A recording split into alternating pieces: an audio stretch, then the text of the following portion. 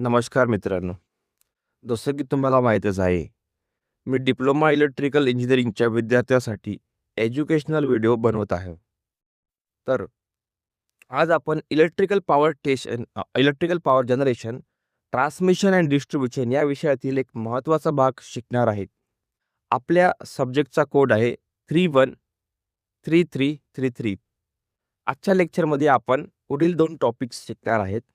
Choice of size and number of generator unit and combine operation of power stations.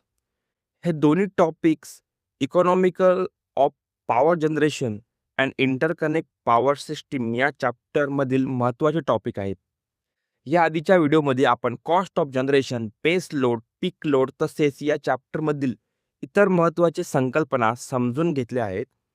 आता या लेक्चरमध्ये आपण choice of size and number of generator units आणि combine operation of power station हे topic अगदी सोप्या मराठीत आणि उदाहरणासह आणि परीक्षेच्या दृष्टीने महत्त्वाचे मुद्दे समजून घेणार आहोत. तर चला तर वेळ न दडवता आजचा टॉपिक शिकून घेऊया. तर मित्रांनो, तुम्हाला आपल्या रामोजी स्टोरी तर माहीतच आहे. आज हा टॉपिक देखील आपण रामोजी स्टोरीद्वारे अगदी सोप्या भाषेत समजून घेणार आहोत. तर काय होतं, रामू एक पॉवर स्टेशन रामूजवळ एक पॉवर स्टेशन आहे, तुम्हाला माहितीच आहे. त्या पॉवर स्टेशनमध्ये सुरुवातीला फक्त एकच जनरेटर बसवलेला होता. आता सकाळच्या वेळी ग्राहकाकडून विजेची मागणी म्हणजेच लोड कमी असायचं. संध्याकाळच्या वेळी लोड खूप जास्त असायचं.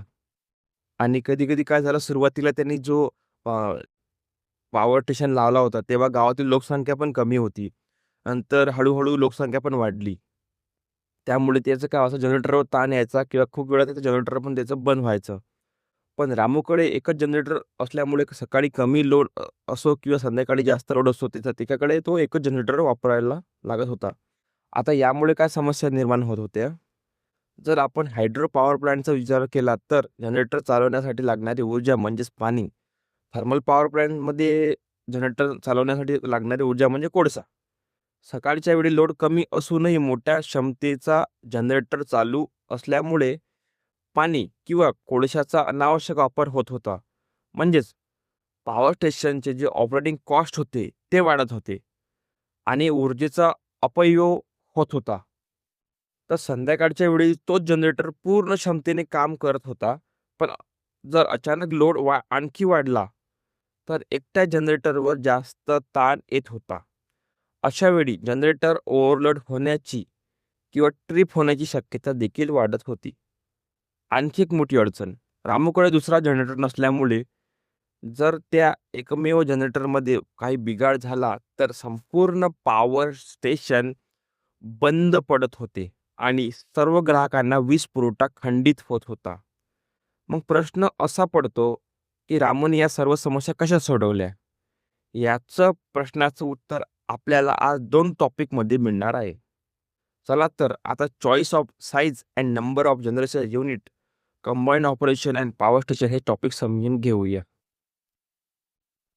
तर मित्रांनो, जनरेटर युनिट्सची साइज आणि संख्या कशी निवडली जाते हे क्रमानुसार तुम्हाला मी समजून सांगतो. तुम्हाला सांगतो मी, ते जनरेटर म्हणजे आपल्या घरी जो जनरेटर असतो किंवा आपण इंडस्ट्रीमध्ये जनरेटर असतो, तो जनरेटर नाही. जनरेटर म्हणजे जसं थर्मल पॉवर प्लांट आहे, तर तिथं जे टर्बाईन आणि जनरेटर असते, ज्यामुळे आपल्याला एका एका फॉर्ममधून दुसऱ्या फॉर्ममध्ये एनर्जी तयार करून मिळते. तर त्या जनरेटरचा उपयोग केला आहे. या इमेजमध्ये दाखवण्याप्रमाणे. इथे तुम्ही कन्फ्यूज नका राहू. जनरेटर युनिट्स म्हणजे काय? तर जनरेटरची कॅपॅसिटी किती असायला हवं? ठीक आहे. किती असायला हवं मेगावॅटनुसार. तर त्याला आपण जनरेटर युनिट्स म्हणतो. ज्याला आपण जनरेटर युनिटची साईज म्हणतो. आणि किती आपण जनरेटर वापरले पाहिजे त्याला म्हणतो आपण संख्या निवड. ठीक आहे. म्हणजे थोडं तुम्हाला मी इझी लँग्वेज मी सांगितलं. तर सगळ्यात पहिला पॉइंट आहे, की लोडनुसार जनरेटरची निवड असावी. ठीक आहे. सर्वप्रथम जनरेटरला साईज असा निवडला जातो, की तो पॉवर स्टेशनवरील लोड किंवा लोड ड्युरेशन कर्व्हशी शक्य तितका जुळेल. त्यासाठी जनरेटर कार्यक्षमतेने काम करतो. सेकंड आहे स्टेशनचा लोड विचारात घेणे. जनरेटरची क्षमता निश्चित करताना पॉवर स्टेशनवरील कमाल आणि सरासरी लोडचा अभ्यास केला जातो. म्हणजेच कमाल म्हणजे मॅक्झिमम आणि सरासरी म्हणजे ॲव्हरेज लोड, याचा आपण उपयोग इथे घेतो. Transmission line loss. मला माहीत असेल की पॉवर स्टेशनवरून ते कस्टमरपर्यंत आपल्याला खूप सारे इन्फ्रा आपण तिथे यूज करतो. आपण तिथे एक मोठे-मोठे टॉवर यूज करतो. त्यामध्ये केबल असतात खूप सारे मोठे-मोठे, तुम्ही बघितले असेल. तर त्यामध्ये पण लॉस होतो तो. तर त्यामध्ये लॉस आपण किती कन्सिडर करतो? त्यामध्ये आपण लॉस करतो 20% कन्सिडर करतो. म्हणूनच ट्रान्समिशन ट्रान्समिशन लाईन लॉस म्हणजेच वीज ग्राहकापर्यंत पोहोचवताना काही ऊर्जा नष्ट होते. हा ट्रान्समिशनचा लॉस साधारण ग्राहकाच्या लोडच्या 20% गृहीत धरला जातो. म्हणजे जर आपल्याला समजा, मला मी एक्झाम्पल देऊन सांगतो. जर आपल्याला इन्स्टॉल करायचं असेल, तर ते अकॉर्डिंग टू मॅक्सिमम डिमांड हे आपल्याला गृहीत करूनच करावं लागेल. त्यामध्ये पण 20% लॉस. ठीक आहे. According to connected load.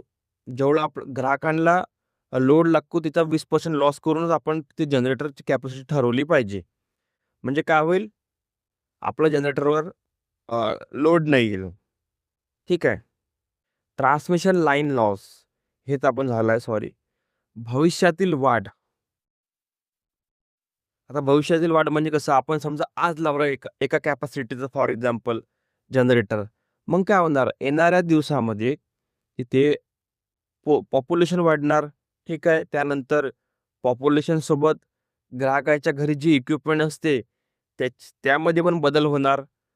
तर तर इन फ्युचर म्हणजे भविष्यातील वाढ याचा विचार करून पण आपण जनरेटरची युनिट साईज आणि जनरेटरची काउंट हा आपण डिसाईड केला पाहिजे. ठीक आहे. त्यानंतर आहे रिझर्व्ह क्षमता. रिझर्व्ह क्षमता म्हणजे प्लांटमध्ये कमाल म्हणजे प्लांटमधील मॅक्झिमम डिमांडपेक्षा किमान म्हणजे कमीत कमी 15-20% अतिरिक्त रिझर्व्ह क्षमता ठेवली जाते. जेणेकरून आपत्कालीन परिस्थितीत वीज पुरवठा सुरू करता येईल. म्हणजे आपल्याला असे इथं जनरेटर ठेवावं लागेल की म्हणजे त्यामध्ये आपण हे पण एक पॉइंट आपण टाकू शकतो की तिथे रिझर्व्ह क्षमता असली पाहिजे त्याची. अचानकपणे जर लोड वाढला तर आपल्याला प्रॉब्लेम नाही आला पाहिजे. तर हा पण तिथं मुद्दा कन्सिडर आपण केला पाहिजे. त्यानंतर आहे रिलायबिलिटी. हा एक महत्त्वाचा मुद्दा आहे. जनरेटरची निवड अशी असावी की वीज पुरवठा विश्वासार्ह आणि अखंडित राहील. म्हणजे आपण असा जनरेटर उपयोगात आणला पाहिजे की त्यामध्ये कस्टमरचा आपल्यावर ट्रस्ट निर्माण झाला पाहिजे. आणि आपण अखंडित सेवा म्हणजे आपण स्टेबल आपण ग्रिड म्हणजे इलेक्ट्रिसिटी त्या कस्टमरला आपण प्रोव्हाइड केली पाहिजे. ठीक आहे. त्यानंतर आहे प्लॅन फॅक्टर. जनरेटरची निवड करताना plan capacitor factor, load capacitor factor, diversity factor आणि प्लांट यूज फॅक्टर जास्तीत जास्त मिळतील याची काळजी घेतली पाहिजे. तर हे जे टर्म्स आहे plan capacity factor, load capacity factor आणि डायव्हर्सिटी फॅक्टर, जर तुम्हाला इथे समजले नसेल तर तुम्ही फक्त वाचून घ्या. याच्यावर माझे दुसरे व्हिडिओ आहेत. त्या व्हिडिओमध्ये तुम्हाला मी हे थोडं डिटेल्समध्ये समजून सांगतो. ॲक्च्युली हे सगळे जे KPS आहे प्लॅन कॅपॅसिटर फॅक्टर, हे दुसरं काही नसून याचं एक हिसाब आहे की कस्टमरला किती आपल्याला इलेक्ट्रिसिटी द्यावं लागते, किती लोड असते कस्टमरचं. ठीक आहे. त्याचे हे वेगवेगळे KPIs आहे. त्यानंतर आहे मॅक्सिमम इफिशियन्सी. तर मॅक्सिमम इफिशियन्सी म्हणजेच जनरेटर पूर्ण किंवा पूर्ण क्षमतेजवळ चालल्यास त्याची कार्यक्षमता जास्त मिळते. त्यामुळे योग्य क्षमतेचा जनरेटर निवडणे आवश्यक आहे. समजलं तुम्हाला? याचं म्हणजे काही जास्त डिफिकल्ट नाही आहे. त्याचं म्हणणं असं आहे की तुम्ही मॅक्सिमम इफिशियन्सीचा जनरेटर वापरा. म्हणजे जेणेकरून जर तेच लोड जर वाढला तर बघू हे प्रॉब्लेम व्हायला नको. इकॉनॉमिक. जनरेटर लावायच्या वेळेस आपल्याला पैशाची पण आपल्याला विचार करावा लागेल. जनरेटरची निवड अशी असावी की वीज निर्मिती कमी खर्चात आणि आर्थिकदृष्ट्या फायदेशीर होईल. त्यानंतर खर्च. जनरेटर निवडताना सुरुवातीला खर्च, इनिशियल कॉस्ट आणि चालू कॉस्ट, ऑपरेटिंग कॉस्ट ह्या दोन्ही गोष्टीचा विचार करायला हवा. इनिशियल कॉस्ट म्हणजे त्याला इन्स्टॉल करण्यासाठी किती खर्च येते आणि ऑपरेटिंग कॉस्ट म्हणजे भविष्यामध्ये त्याला आपल्याला ऑपरेटिंग करायच्या वेळेस त्याचे मेंटेनन्सचे जे पार्ट वगैरे असते तिथे कमीत कमी त्याचा खर्च कसा येईल याचा आपण विचार करावा. त्यानंतर उपलब्ध जागा. पॉवर स्टेशनमधील उपलब्ध जागेनुसार जनरेटरची साईज आणि संख्या ठरवली जाते. किमान युनिटची संख्या. सामान्यतः पॉवर स्टेशनमधील किमान 2 जनरेटर युनिट ठेवले जातात. जनरेटरवरून एक युनिट बंद असतात आणि दुसरे चालू असतात. म्हणजे ते त्यांनी सांगितलं की स्टँड बायमध्ये एक आपल्याकडे जनरेटर असायला हवं. त्यानंतर समान क्षमतेचे जनरेटर. शक्य असल्यास समान जनरेटर वापरले पाहिजे. याचे फायदे काय होणार म्हणजे जर आपण आपल्याकडे तुम्हाला माहिती आहे 2-3 जनरेटर तुम्हाला लावायचेच आहे.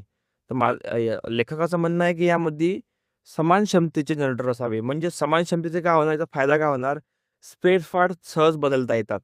ठीक आहे. देखभाल करणे सोपे होते. सर्व युनिट्सचा वापर नियंत्रित करता येतो. स्पेअर पार्टचा साठा कमी ठेवावा लागतो. आता 4th नंबरचा पॉइंट आहे जनरेटर निवडीचे 2 पर्याय. जनरेटर निवडताना 2 पर्याय असतात. एक मोठ्या क्षमतेचा जनरेटर आणि सेकंड समान किंवा वेगवेगळ्या रेटिंगचे अनेक लहान जनरेटर. दोन्ही पर्यायाचे स्वतःचे वेगळे फायदे आणि वेगळे तोटे आहे. ठीक आहे. ज्या ठिकाणी अखंड वीज पुरवठा महत्वाचा असतो तिथे एकाच मोठ्या जनरेटरचे अवलंबून राहता येत नाही. म्हणजे आपला निष्कर्ष आहे हा की काय म्हणते, ज्या ठिकाणी अखंड वीज पुरवठा महत्वाचा असतो तिथे लहान मोठ्या जनरेटरवर अवलंबून राहता येत नाही. अनेक जनरेटर वापरल्यामुळे रिलायबिलिटी वाढते. मात्र पॉवर प्लांट ग्रीड सिस्टीमला जोडलेला असतो तर मोठ्या क्षमतेचे जनरेटर वापरणे शक्य असते. म्हणून जनरेटरची साईज आणि संख्या निवडताना लोड, ट्रान्समिशन लॉस, भविष्यातील वाढ, रिझर्व क्षमता, रिलायबिलिटी, कार्यक्षमता, खर्च आणि उपलब्ध जागा या सर्व बाबींचा विचार केला जातो.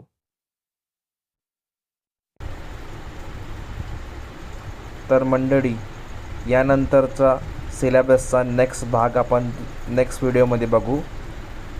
Thank you very much.